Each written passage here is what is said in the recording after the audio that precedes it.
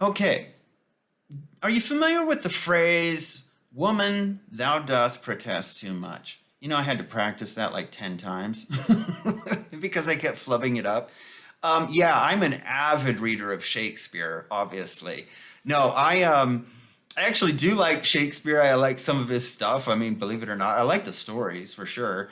But I had to practice that one because I kept flubbing it. So anyway, this is an example. That phrase, woman, thou doth protest too much, basically is the key punchline for Alan Dershowitz between yesterday and today. Because he is, if you don't know who he was a Harvard lawyer. He's been a lawyer for like 50 years. He was Epstein's lawyer, Jeffrey Epstein's lawyer. And he is, you know, kind of a traditional liberal. He is kind of a constitutionalist to a degree. And he does love the spotlight for sure. And so he's a smart dude. He's retired now, and he has written a couple books. Anyway, you get it. And so Dershowitz is usually in the media. Well, here's the thing. When I say thou doth protest too much, well, a half hour after the Epstein papers came out yesterday online, Dershowitz was already making videos and being like, kind of doing like disclaimers and kind of doing like a kind of an apologetics roadshow a little bit. And he was, the thing is he's made too many. Like he keeps going back. He keeps going on Fox. He keeps going and making videos and saying stuff and being very active. And I understand you got defend yourself. Fine, you got the right. But when you do it too much, it makes me a little suspicious. That's why I'm looking at it. Now it's like, I wouldn't have paid attention unless if this guy would have done one video, I wouldn't have paid attention. But now that he's done a bunch and all these interviews, I'm like, so what are you really saying? What would you say ya do? Okay? So Salad for You, which is a fantastic username, is...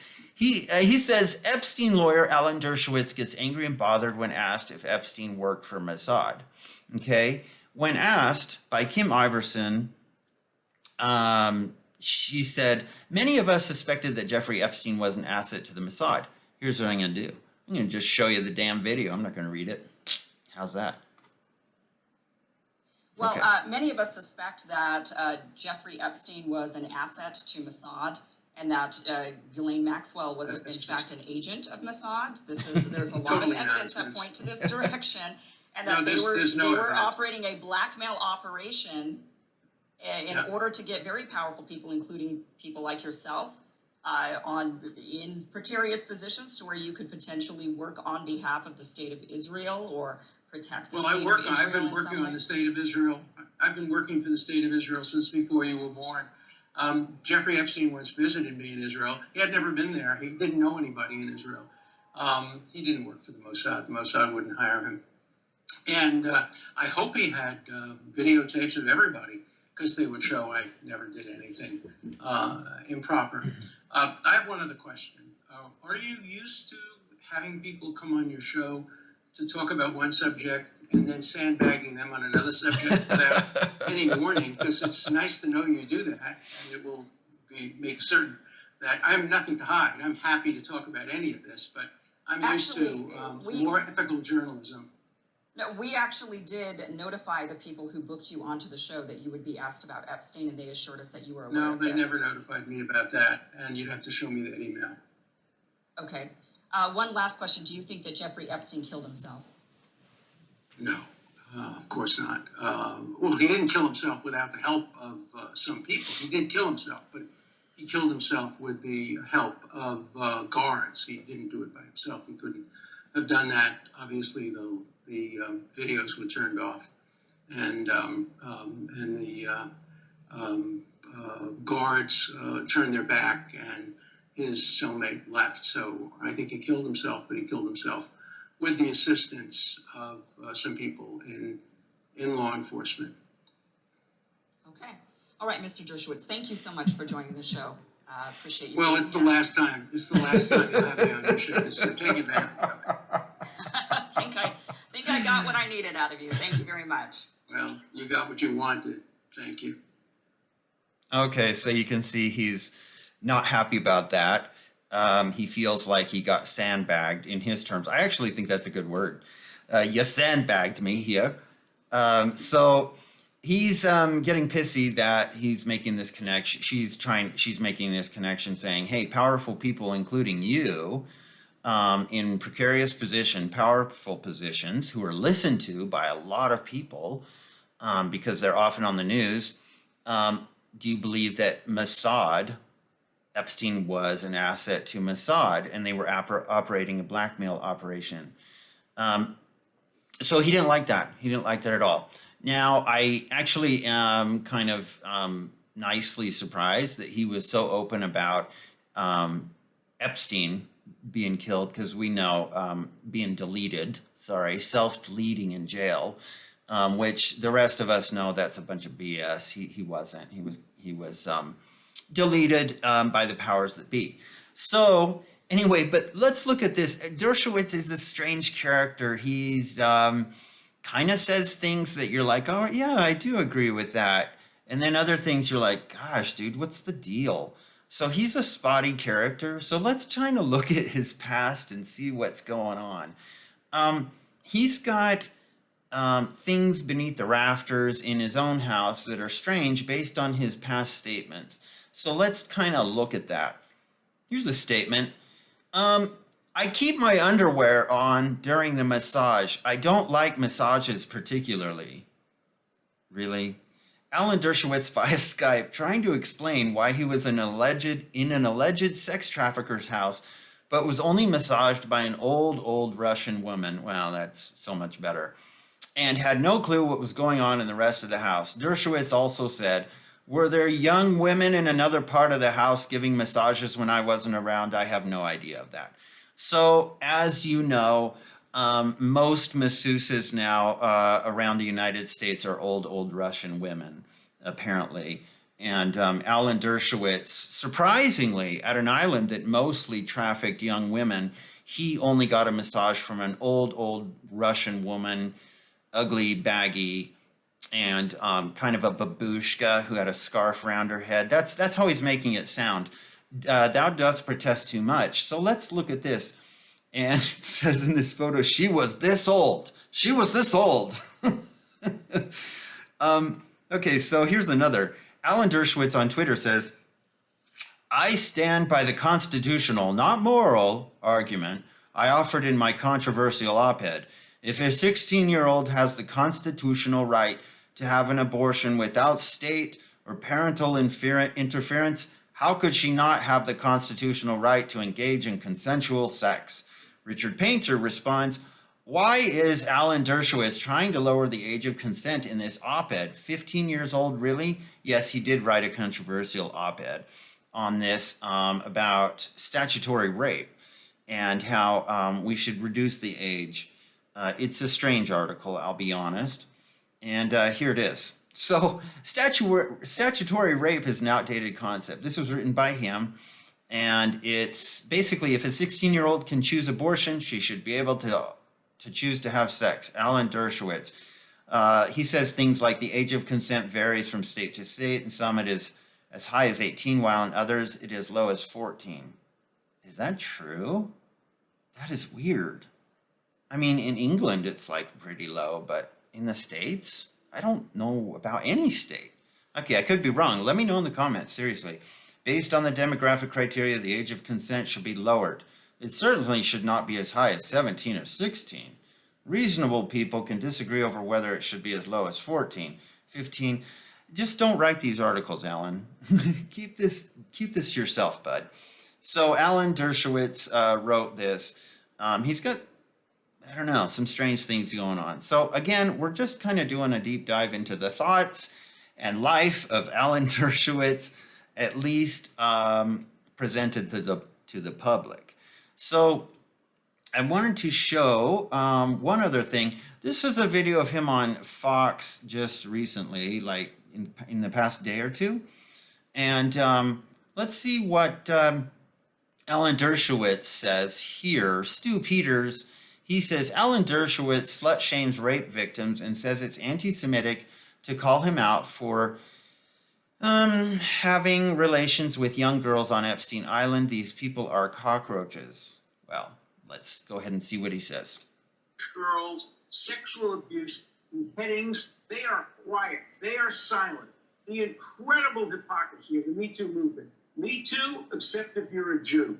And I want to have a list of all the radical feminists who are pushing hard, and I understand that, to get all these names revealed, and I want to know how many of them have ever actually condemned Hamas for the rapes that we now know occurred and the murders that occurred, how many have been silent, and how many, like the national point I do want to make is that I understand all the feminist groups and the radicals and think this is the worst thing in the world, that anybody ever had any contact with Jeffrey Epstein. Where are all those radical feminists when it comes to the Hamas rapes of young Jewish girls, sexual abuse, beheadings? They are quiet. They are silent. The incredible hypocrisy of the Me Too movement. Me Too, except if you're a Jew. And I want to have a list of all the radical feminists who are pushing hard, and I understand that, to get all these names revealed, and I want to know how many of them have ever actually condemned Hamas for the rapes that we now know occurred and the murders that occurred, how many have been silent, and how many, like the national point I do want to make is that I understand all the feminist groups and the radicals and think this is the worst thing in the world, that anybody ever had any contact with Jeffrey Epstein. Where are all those radical feminists when it comes to the Hamas rapes of young Jewish girls, sexual... Okay, so anyway, it just repeats. Okay, so he's mad because, and he probably thought of that before he got on the interview. Me too, unless it's a Jew. Here's the thing. Somebody says that he said it was anti-Semitic to call him out for being on Epstein Island, or being on this list. I didn't hear him say that in that video, so I don't know. But if he did say that, it's not, that's on principle, that's not anti-Semitic. Like, you could be anybody, any ethnicity, black, white, blue, whatever. And the thing is it's not anti-Semitic. There were lots of people who are not Jews who went to Epstein Island. And so that's kind of wrong. That's kind of an emotional response. And believe me, I'm saying that like I have Jewish friends. So that on principle, that's not right. I don't believe that's anti-Semitic. It's not. So, but he's mad too, because he's like, he does make actually one interesting point. He says the Me Too movement, here's the thing about the Me Too movement is Me Too unless it's a Jew. And I kind of agree with him on that, because all of a sudden, the Me Too movement has been silent. Ever since transgender became a thing, the Me Too movement has been basically shut down, because that's the next big thing. And then Free Palestine, the next big thing. If you noticed, a lot of the same people are jumping from movement to movement. I believe activism is a carnival at this point. It's just a carnival for attention, clicks. And, you know, we used to have hobbies. We used to collect stamps, or we used to collect coins or whatever, maybe go learn how to fix a car. Now people just learn how to be activists, which doesn't take any learning at all. It actually takes deliberate acts of being stupid, because most of these activists don't even know what they're being activists for. The proof I have is Queers for Palestine. You know that in Palestine, people like that would get thrown off roofs. If you're gay, you're going to get thrown off a roof, or you're going to get killed, or you're going to get some form of punishment in any Muslim country like that, that's conservative like that. That is what happens there. So when I saw Queers for Palestine, it showed a bunch of gays and transgenders and stuff holding up that Palestinian flag and Queers for Palestine written on it. That's a good example of the absolute hypocrisy of these people, that these activists often don't even know what they're doing. They're just going with the next big thing that gives them a thrill and makes them feel like they have a purpose in their life. Whereas you can find purpose in a lot of different ways, as opposed to trying to deconstruct every good thing in the world. And that's not necessarily even good things. But if you're just going around being an activist, you're involved in just deconstructing whatever, not really knowing or paying attention to the after effects. And so he's kind of right on that. Me Too, unless you're a Jew, because all of a sudden the Me Too people all showed up and they're like, free Palestine. And I'm like, you know what? You know how Islam, like in those countries, how they treat women. They treat them like absolute dirt. Like you're going to be wearing a habib, I think that's what it's called, that full length dress from head to toes. Like Harvard, you're all going to be wearing that habib. So keep doing it, and you'll get what you want. You'll be able to wear your burqa and habib, and you'll have none of your face showing, and you'll be total property. If you want to know what it's like to really live without any rights or rights for females, go ahead and advocate for a cause that wants to keep women relegated at home and keep them covered from head to foot and not let them go out. So I'm just saying he's kind of right on that one. So let's go ahead and look at this. Okay, so it says here on Libs of TikTok, never forget what an ABC reporter said in a hot mic that she had mountains of evidence against Bill Clinton, Prince Andrew, and Alan Dershowitz being implicated with Jeffrey Epstein years ago. She was blackmailed and threatened into not running this story. This is actually kind of interesting. Let's watch. I've had the story for 3 years. I've had this interview with Virginia Roberts. We would not put it on the air. First of all, I was told, who's Jeffrey Epstein? No one knows who that is. This is a stupid story. Then the palace found out that we had her whole allegations about Prince Andrew and threatened us a million different ways. We were so afraid we wouldn't be able to interview Kate and Will that also quashed the story. And then Alan Dershowitz was also implicated in it because of the planes. She told me everything. She had pictures. She had everything. She was in hiding for 12 years. We convinced her to come out. We convinced her to talk to us. It was unbelievable what we had. Clinton, we had everything. I tried for 3 years to get it on, to no avail, and now it's all coming out, and it's like these new revelations, and I freaking had all of it. I'm so pissed right now. Like, every day I get more and more pissed, because I'm just like, oh my God, what we had was unreal. Other women backing it up. Hey, yep. Brad Edwards, the attorney, 3 years ago, saying, there will come a day when we will realize Jeffrey Epstein was the most prolific pedophile this country has ever known. I had it all 3 years ago. So do I think he was killed? 100%. Yes, I do. Because he made his whole living blackmailing people.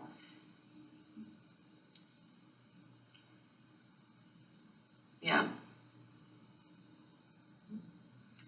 There were a lot of men in those planes, a lot of men who visited that island, a lot of powerful men who came into that apartment. Okay, that is probably the best video I've seen so far.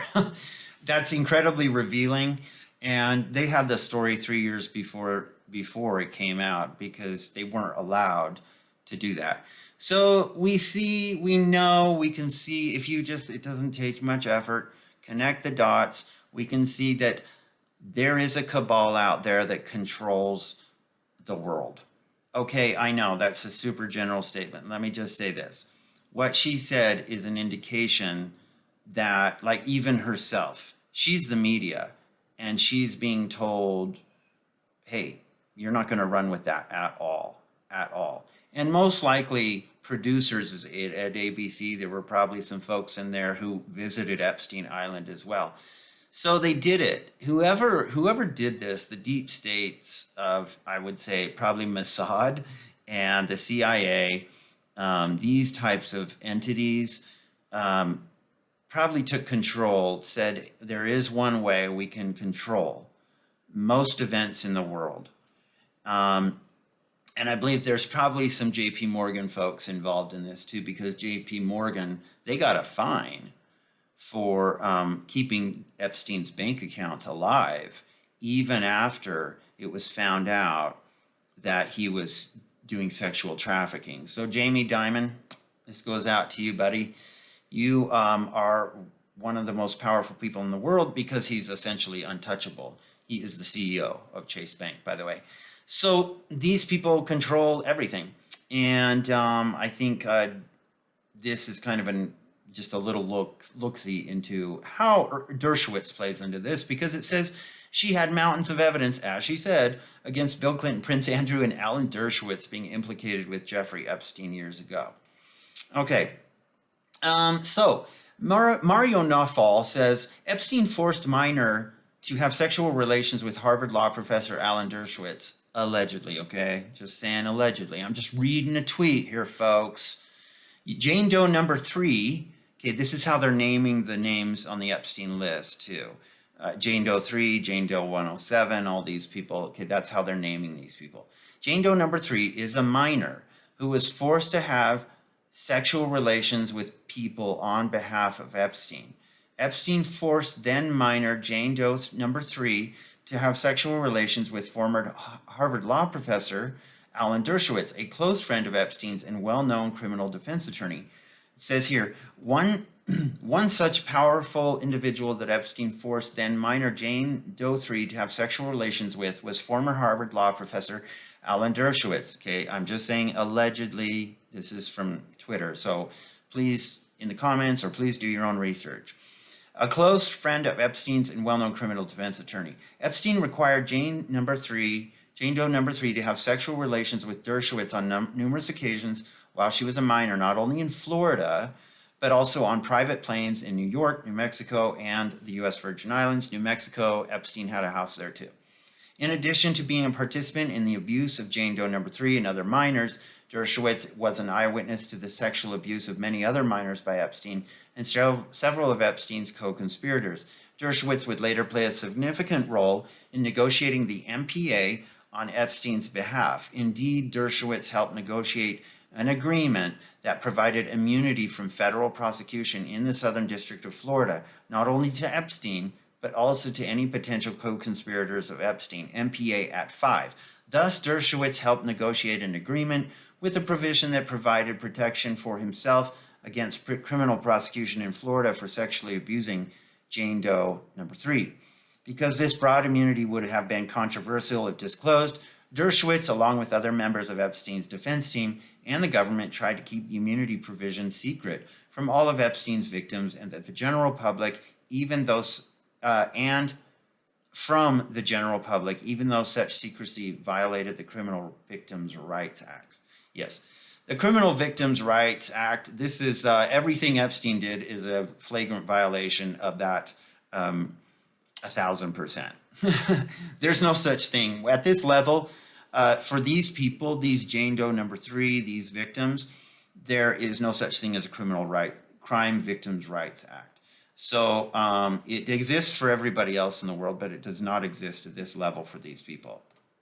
Anyway, I thought I would just cover that. It was kind of a little more in-depth and exhaustive, but just had to throw that out there for you today, folks. And anyway, I hope you have a great day. See what you can find out about this. Some things I understand, other things I don't, I'm just a person. So if you find out any more stuff, let me know in the comments, and I will talk to you later. Bye.